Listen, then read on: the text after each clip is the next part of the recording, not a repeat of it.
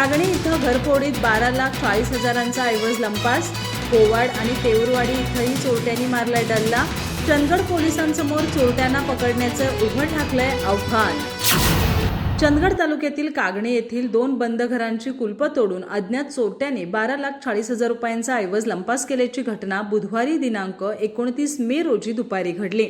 या घटनेनं परिसरात खळबळ उडाली आहे. याशिवाय कोवाड ते तेऊरवाडी इथंही चोरट्यांनी बंद घराची कुलपं तोडून डल्ला मारलाय.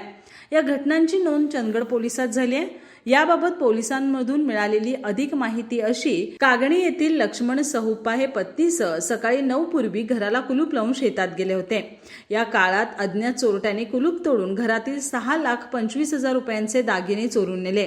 त्यांची मुलगी मनीषा रामलिंग पाटील हिने ठेवलेल्या दागिन्यांचाही त्यात समावेश आहे. कागणी येथील ज्योतिबा भरमू बाचुळकर यांच्याही घराचं कुलूप तोडून रोख रुपये 60,000 आणि दागिने असे एकूण 5,15,000 रुपयांचे दागिने चोरून नेलेत. या घटनेची नोंद चंदगड पोलिसात झाली असून पोलीस चोरट्यांचा शोध घेत आहेत. मात्र या घटनेनं परिसरातील ग्रामस्थांमध्ये घबराट पसरली असून चोरट्यांना पकडण्याचं पोलिसांसमोर आव्हान उभं ठाकलंय.